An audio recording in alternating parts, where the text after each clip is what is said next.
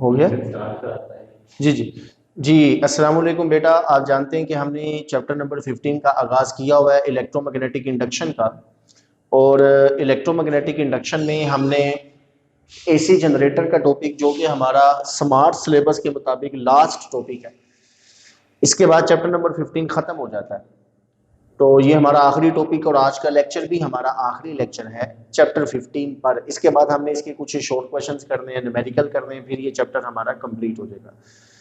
तो बेटा AC generator में हमने 19वां, 20वां और 21वां लेक्चर हम इसका ले चुके हैं। आज हमने इसका 22वां लेक्चर लेना है, आखिरी लेक्चर, जिसमें ये टॉपिक भी कंप्लीट होगा और चैप्टर की थ्योरी भी कंप्लीट हो जाएगी। अच्छा, इसमें जो चीज मैंने आपको बतानी है वो जरा चीज आप देखें। हमने एसी जनरेटर में जो ईएमएफ का फार्मूला ड्राइव किया था, आप जानते हैं वो ईएमएफ का फार्मूला क्या था? वो फार्मूला था E इज इक्वल टू नवाब sine theta N omega A B sine theta या साइन ओमेगा डी, ए की बात होती है। थीटा की जगह ओमेगा डी भी लिख सकते हैं, थीटा भी लिखें, कोई मसला नहीं। तो अल्टरनेटिंग जो ईएमएफ होती है वो बेसिकली टाइम का फंक्शन है, टाइम के साथ साथ चेंज होती है। तो E इज इक्वल टू नवाब साइन थीटा। इसी को हमने ऐसे भी लिखा था बेटा, यहाँ पर ये मैक्सिमम जो ईएमएफ होती है वो ई नोट के बराबर है, जो सिर्फ एन ओमेगा ए बी के बराबर होती है। आप जानते हैं ना, जब एंगल 90 डिग्री होगा तो साइन 90 डिग्री किसके बराबर होता है? +1 के बराबर होता है। तो एंगल 90 पर मैक्सिमम जो ईएमएफ बनेगी, वो मैक्सिमम ईएमएफ हमारी क्या बनेगी? मैक्सिमम ईएमएफ बनेगी एन ओमेगा ए बी। तो ऊपर वाले फार्मूले को हम लिख सकते हैं फिर E is equal to N omega A B की जगह, नवाब की जगह हम लिख सकते हैं पीक ईएमएफ, जिसे मैक्सिमम ईएमएफ भी कहते हैं, पीक ईएमएफ या मैक्सिमम। तो एन ओमेगा ए बी की जगह आ गया ई नोट इनटू आगे आ गया साइन थीटा। तो ये भी एक फार्मूला बन गया, ठीक हो गया।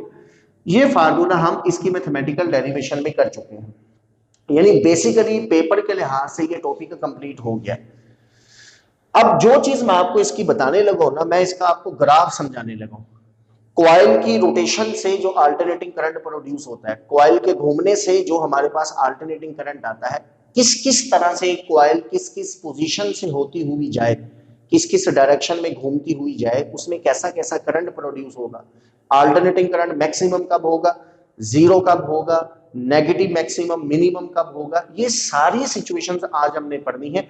तो बेटा मैं आपको बड़े आसान अल्फाज में, बड़े बेहतरीन तरीके से और सादा तरीके से एग्जांपल्स के जरिए आपको मैं इसका ग्राफ समझाऊंगा। ये बड़ा टेक्निकल पार्ट है।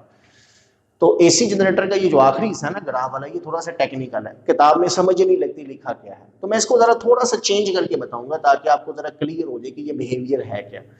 सबसे पहले देखें तो ईएमएफ का फार्मूला क्या होता है? एसी जनरेटर में ईएमएफ का फार्मूला होता है N omega A B into sine theta, नवाब इंटू साइन थीटा। इसमें ये जो एंगल थीटा, ये किस किस के दरमियान है? तो आंसर है ये जो एंगल थीटा है ना, ये एंगल थीटा, हाँ ये एंगल थीटा, थीटा बिटवीन, हाँ जी, area, direction of area and magnetic field. किताब के अंदर ना उसने V और B के दरमियान एंगल लिया है, V और B। देखें इस फार्मूले में ना वेलोसिटी नहीं है, इस फार्मूले में तो जब वेलोसिटी है ही नहीं तो हम एंगल V के दरमियान नहीं ले सकते। तो इसका सबसे आसान तरीका ये है, सबसे बेहतरीन तरीका इसका ये है कि फार्मूले में जो पैरामीटर्स हैं हम उन्हीं में एंगल लेंगे। तो इस फार्मूले में n नंबर ऑफ टर्म्स है, ये तो वेक्टर क्वांटिटी नहीं है, एंगल हमेशा वेक्टर्स के दरमियान होता है, इसको छोड़ दें। पीछे ओमेगा, ये एंगुलर वेलोसिटी है, ये है तो बेसिकली एंगुलर वेलोसिटी क्या होती है? एंगुलर डिस्प्लेसमेंट ओवर टाइम, और एंगुलर डिस्प्लेसमेंट होता है एंगल थीटा। तो एंगल की कोई जो है ना वो हम डायमेंशंस नहीं लेते हैं। तो एंगुलर वेलोसिटी को बेसिकली हम वेक्टर तो मानते हैं, वेक्टर क्वांटिटी है, लेकिन यहां पर हम इसकी मैग्नीट्यूड को ले रहे हैं। पीछे बच गया ए और बी, ये देखिए ए भी मौजूद है और बी भी मौजूद है। तो ये जो एंगल थीटा है वो हम डायरेक्शन ऑफ एरिया के दरमियान और मैग्नेटिक फील्ड लाइंस के दरमियान लेते हैं।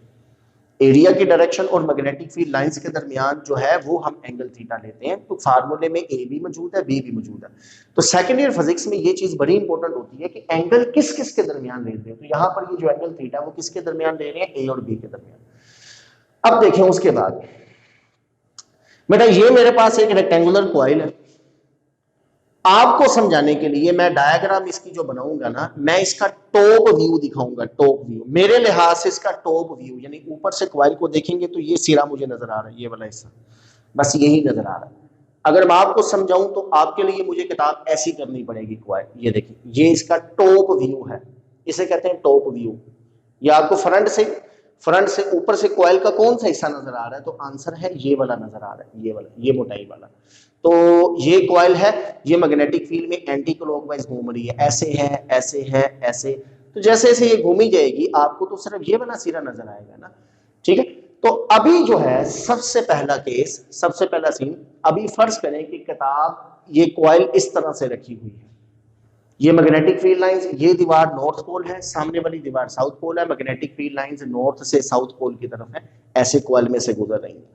सामने से देखोगे तो ये जो रेक्टेंगुलर कॉइल है, ये आपको रेक्टेंगल नहीं नजर आएगी, सामने से आपको सिर्फ ये पट्टी नजर आएगी, ये वाली। तो ये मैंने टॉप व्यू यहां पर दिखाया, ये कॉइल के सिर्फ सामने वाला हिस्सा मुझे नजर आ रहा है, ठीक है।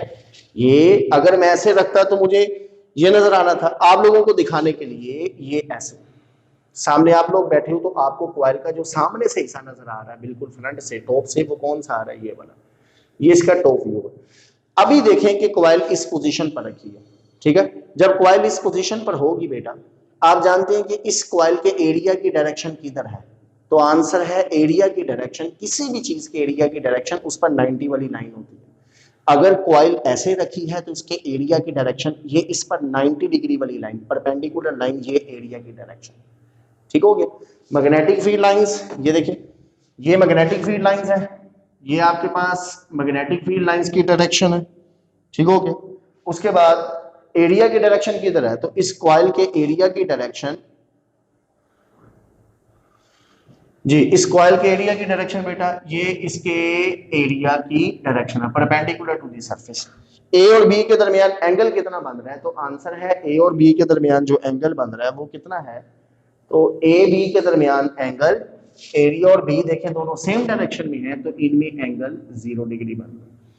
जब एंगल 0 डिग्री होगा, साइन 0 डिग्री किसके बराबर होता है, आंसर है 0। यहां पर साइन 0 डिग्री 0, 0 को किसी भी रकम से मल्टीप्लाई करेंगे तो आंसर क्या निकलेगा, 0। तो ईएमएफ है 0, इस पोजीशन पर कॉइल में अल्टरनेटिंग ईएमएफ 0 होगी। ये कॉइल घूम रही है मैग्नेटिक फील्ड में एंटी क्लॉकवाइज, ठीक हो गया। कैसे, ये इस डायरेक्शन में ये रोटेट कर रही है। जब ये एंटी क्लॉकवाइज घूमेगी तो अगली पोजीशन मुझे बताएं क्या है। देखिए इस पोजीशन से हमने शुरू किया ना अपना एक्सपेरिमेंट, किसी एक तरफ से आपने शुरू करना है, घूमते घूमते दोबारा उधर ही आना ना। अब कॉइल यहां से एंटी क्लॉकवाइज घूम रही है, जब घूमेगी एंटी क्लॉकवाइज तो अब ये ऐसे हो गई है। अगला इसकी जो डायग्राम है, अगला सीन जो है वो इस तरह से है। अब आपको सामने से ये वाला सीन नजर आ रहा है कॉइल का, ये तो देखिए मैग्नेटिक फील्ड तो उधर ही है, हाँ जी मैग्नेटिक फील्ड तो उधर ही है बेटा, ये मैग्नेटिक फील्ड लाइंस है।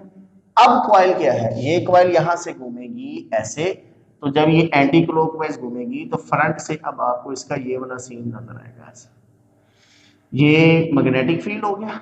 अब इसके एरिया की डायरेक्शन किधर है, तो एरिया होता है परपेंडिकुलर टू दी सरफेस, तो इस पर 90 वाली लाइन ये एरिया की डायरेक्शन, ठीक हो गया बेटा। फिर से देखें, पहले केस में कॉइल ऐसे थी, ये ऐसे, तो इसके एरिया की डायरेक्शन किधर होगी, तो आंसर है ये एरिया की direction perpendicular to the surface. Front से आपको कॉइल का ये वाला सीन नजर आ रहा है, कॉइल घूम रही है एंटी क्लॉकवाइज, अब ये ऐसे हुई, फिर ऐसे होगी, फिर ऐसे, ये तो घूम रही है। तो दूसरा सीन उसका क्या है, यहां से ये कॉइल ऐसे हो। अब इसके एरिया, फ्रंट से तो आपको ये नजर आ रही है कॉइल, इसके एरिया की डायरेक्शन किधर है, तो आंसर है इसके एरिया की डायरेक्शन ये परपेंडिकुलर टू दी सरफेस, ऊपर की तरफ। मैग्नेटिक फील्ड तो फिक्स है, नॉर्थ से साउथ पोल, ये मैग्नेटिक फील्ड है। तो अब बी और ए में एंगल कितना बन रहा है, तो आंसर है बी और ए में देखें तो एंगल 90 डिग्री बन रहा है। साइन 90 डिग्री किसके बराबर होता है, 1 के, हाँ जी साइन 90 डिग्री क्या होगा, 1, 1 को जरब देंगे तो आंसर वही रहेगा। तो ईएमएफ किसके बराबर आ गई, E is equal to E naught, maximum EMF, यानी ये ईएमएफ हमारे पास मैक्सिमम होगी, मैक्सिमम ईएमएफ या पीक ईएमएफ। कॉइल तो घूम रही है एंटी क्लॉकवाइज। अब अगला सीन क्या बनेगा, ये मैग्नेटिक फील्ड तो ऐसे ही है बेटा जी, कॉइल ये घूमकर इस तरह से हो जाएगी नीचे की तरफ, ये वाली डायग्राम आ गई फिर से।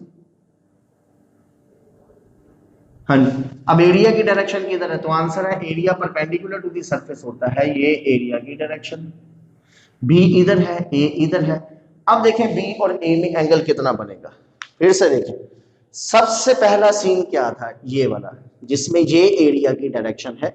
मैग्नेटिक फील्ड अपने जेहन में फिक्स रखें कि ये नॉर्थ पोल है, वो साउथ है, मैग्नेटिक फील्ड तो ऐसे ही चल रहा है, ये डायरेक्शन मैग्नेटिक फील्ड की है। मैंने कॉइल को मैग्नेटिक फील्ड में ऐसे रखा है, तो इसके एरिया की डायरेक्शन किधर होगी, ये वाली। कॉइल घूम रही है एंटी क्लॉकवाइज, अब एरिया की डायरेक्शन किधर है, ऊपर की तरफ। कॉइल घूम रही है एंटी क्लॉकवाइज, अब एरिया की डायरेक्शन किधर है, ये इधर, आपके पास मैग्नेटिक फील्ड के ऑपोजिट। अब एरिया, कॉइल फिर घूमेगी, कॉइल घूमेगी, और कॉइल घूमकर फिर ऐसे होके एरिया की डायरेक्शन किधर है, नीचे। फिर कॉइल घूमे, क्योंकि कॉइल तो घूम रही है, जनरेटर के अंदर कॉइल तो हम घुमाते हैं ना, पानी फेंक रही है तो मुसलसल घूम रही है। हम मुख्तलिफ पोजीशंस पर, कॉइल की मुख्तलिफ पोजीशंस पर हम ये देखना चाहते हैं कि अल्टरनेटिंग ईएमएफ कैसी होगी। ठीक है बेटा, तो इससे दोबारा कॉइल घूम के यहां आएगी, तो अब एरिया की डायरेक्शन किधर है, नीचे की तरफ। फिर कॉइल घूमेगी, अब एरिया इधर हो गया, तो एक रोटेशन पूरी होगी, जहां से चले थे इधर से चलना शुरू किया था ना, और चलते चलते पूरा एक चक्कर कंप्लीट हो गया है। इस पूरी एक रोटेशन में हमने देखना है कि अल्टरनेटिंग ईएमएफ या करंट कैसा होता है। तो बेटा तीसरा सीन इसका, अब एरिया की डायरेक्शन किधर है, ऑपोजिट है मैग्नेटिक फील्ड के, तो theta is equal to 180 degree. हाँ जी, साइन 180 डिग्री किसके बराबर होता है, जीरो के, तो ईएमएफ किसके बराबर आ गई, zero. Sine 180 degree is equal to zero, तो EMF is equal to zero, क्योंकि यहां पर साइन वन साइन थीटा ना, अल्टरनेटिंग ईएमएफ साइन थीटा पर डिपेंड करती है। जैसा बिहेवियर साइन का होगा वैसे ही अल्टरनेटिंग करंट और ईएमएफ का होगा। तो साइन 180 डिग्री जीरो होता है, जीरो को मल्टीप्लाई करोगे तो आंसर क्या निकलेगा, जीरो, तो ईएमएफ जीरो। कॉइल घूम रही है, कॉइल तो मैग्नेटिक फील्ड में घूम रही है। अगला सीन क्या होगा जी बेटा, ये मैग्नेटिक फील्ड है, ये कॉइल यहां से घूमेगी ऐसे, तो ये कॉइल इस पोजीशन में आ जाएगी ऐसे।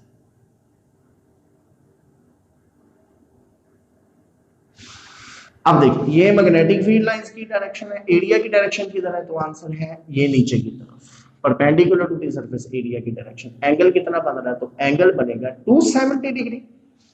बेटा 0 से 90, 90 से 180, 180 से अगला एंगल 270 होता है, तो बी और ए के दरमियान एंगल कितना बन रहा है, 270। साइन 270 कितना होता है, मैथमेटिक्स वालों को तो पता होगा, मेडिकल वाले भी याद रखें, साइन 270 डिग्री -1 होता है। तो साइन 270 -1 है, -1 को जरब दोगे तो आंसर क्या निकलेगा, तो EMF is equal to -E0, negative maximum, यानी ईएमएफ नेगेटिव मैक्सिमम हो जाएगी।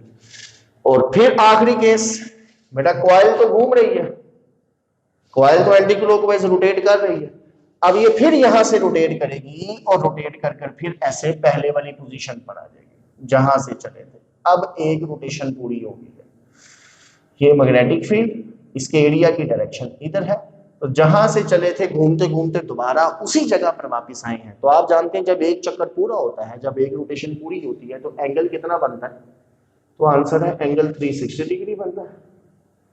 साइन 360 डिग्री कितना होता है, जीरो। जीरो को मल्टीप्लाई करेंगे तो आंसर फिर ईएमएफ जीरो निकलेगा। ठीक है बेटा, फिर से ये अच्छी तरह पोजीशंस को समझना है। मैं किताब में बेटा फार्मूले के मुताबिक आपको समझा रहा हूं, मैंने एंगल वेलोसिटी में नहीं लिया, वेलोसिटी तो बची नहीं है, फाइनल फार्मूले में वेलोसिटी है ही नहीं है। हमारा जो फाइनल फार्मूला एसी जनरेटर में निकला है वो नवाब साइन थीटा है, N omega A B sine theta. ये जो एंगल थीटा है ये डायरेक्शन ऑफ एरिया और मैग्नेटिक फील्ड के दरमियान बन रहा है।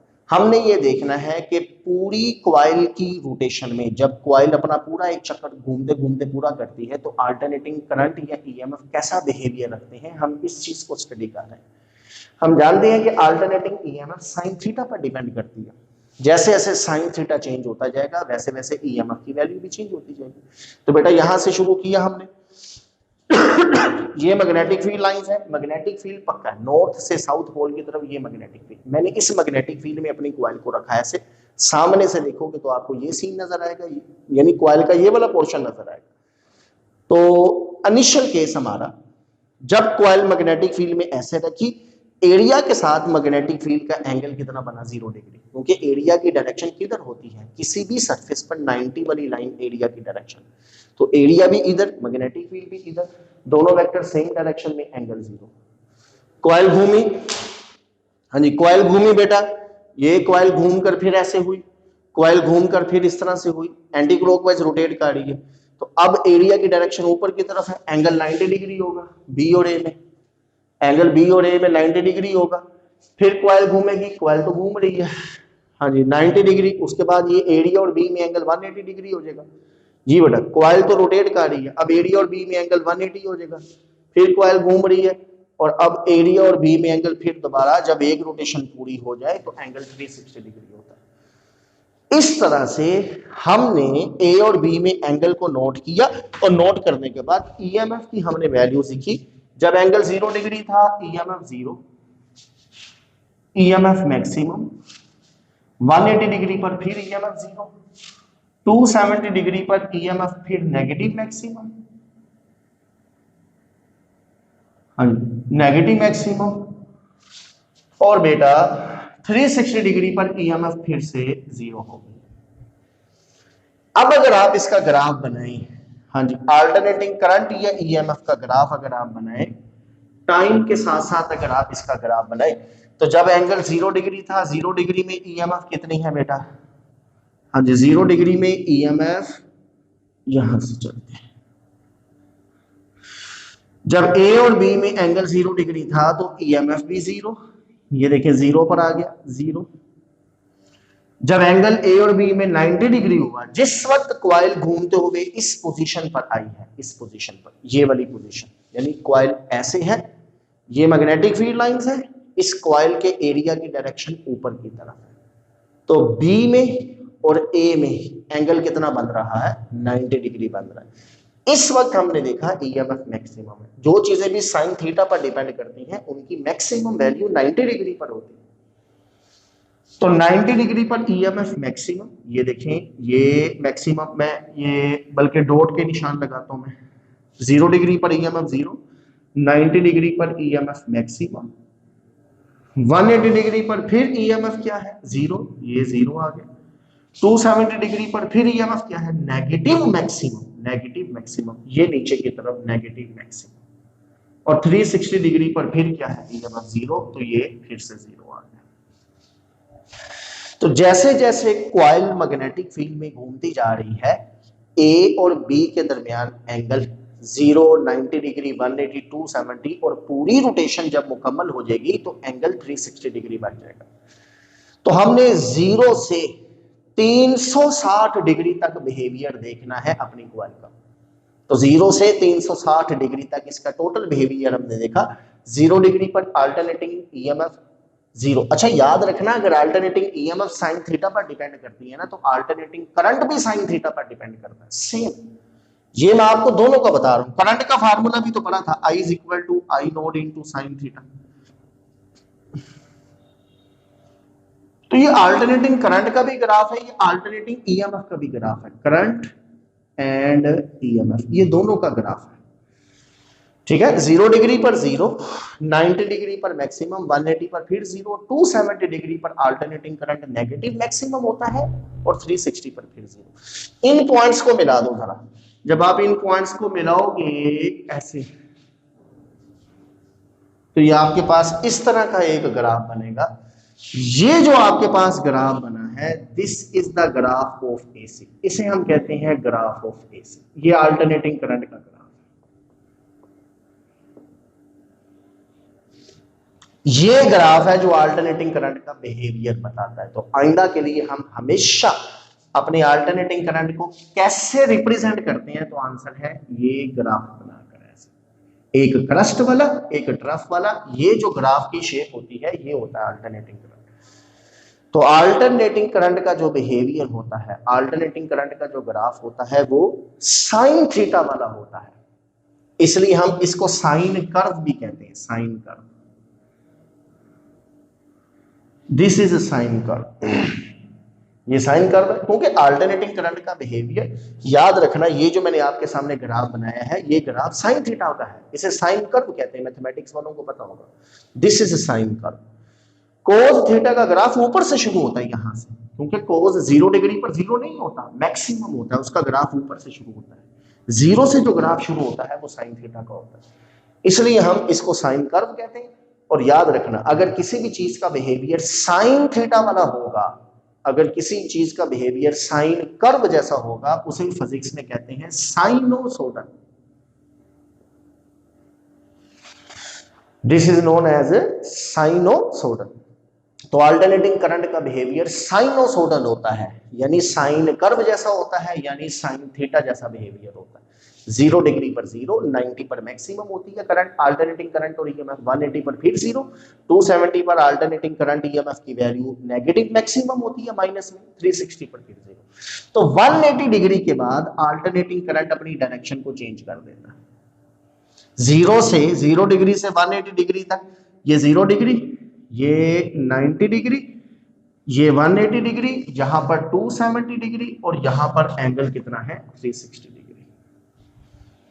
तो 0 से लेके 180 डिग्री तक ग्राफ लाइन से ऊपर है, 180 डिग्री से लेके 360 तक ग्राफ लाइन से नीचे है। तो अल्टरनेटिंग करंट का जो ग्राफ होता है वो इस तरह से है। तो अल्टरनेटिंग करंट 0 से 180 डिग्री के बाद अपनी डायरेक्शन को बदल लेता है, लाइन से नीचे जाता है, इसलिए तो हम इसको अल्टरनेटिंग करंट कहते हैं, क्योंकि इसकी डायरेक्शन आधे साइकिल के बाद, देखें यहां तक इसका आधा साइकिल कंप्लीट होगा, तो आधा साइकिल कंप्लीट होने के बाद इसकी डायरेक्शन चेंज हो जाती है। तो ऐसा करंट जो हाफ साइकिल के बाद अपनी डायरेक्शन को चेंज कर देता है, this is known as alternating current. ठीक है, तो अल्टरनेटिंग करंट की डायरेक्शन जो होती है वो हाफ साइकिल के बाद चेंज हो जाती है। एसी, हाँ जी, अल्टरनेटिंग जो करंट होता है, alternating current change direction, change direction in every half cycle, in every half revolution लिख लें या साइकिल लिख लें, हर हाफ रेवोल्यूशन के बाद इसकी डायरेक्शन चेंज हो जाती है। ठीक है, हाँ, आधी रेवोल्यूशन से पहले, आधी साइकिल से पहले डायरेक्शन चेंज नहीं होती। हाँ, इसकी जो मैग्नीट्यूड होती है ना अल्टरनेटिंग करंट की, वो मुसलसल चेंज होती है। देखो 0 से करंट बढ़ते बढ़ते बढ़ते बढ़ते मैक्सिमम पर गया, फर्ज करें मैक्सिमम 5 एम्पियर है, तो 0 से 1 एम्पियर, 2, 3, 4, 5, फिर 5 से कम होगा, 4, 3, 2, 1, 0, फिर दूसरी डायरेक्शन में -1, -2, -3, -4, -5 एम्पियर, माइनस का मतलब ऑपोजिट डायरेक्शन, फिर -5 से पीछे आ जाओ और कम होगा, फिर -4, -3, -2, फिर 0। तो अल्टरनेटिंग करंट के बारे में दो चीजें हमेशा याद रखना।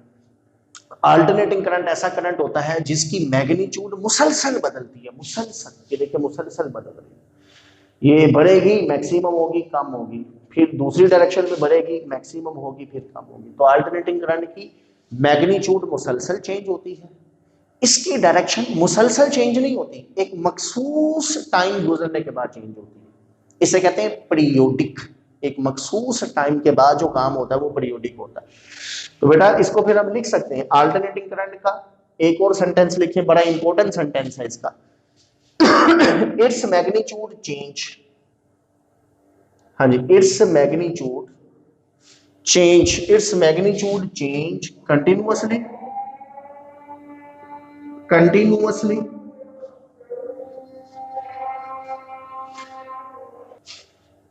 Continuously and its direction. ठीक है, अल्टरनेटिंग करंट की मैग्नीट्यूड बेटा बड़ी अच्छी तरह ज़हन में रखना है, इसकी कीमत मुसलसल बदलती है, कंटिन्यूअसली। अल्टरनेटिंग करंट दुनिया का ऐसा करंट होता है जिसकी कीमत मुसलसल चेंज होती है, कभी भी किसी भी टाइम के लम्हे में इसकी कीमत सेम नहीं होगी, पिछली वैल्यू से मुख्तलिफ ही होगी, कम होगी या ज्यादा होगी। तो अल्टरनेटिंग करंट एक ऐसा करंट है दुनिया में जिसकी मैग्नीट्यूड मुसलसल बदलती है, चेंज कंटिन्यूअसली, एंड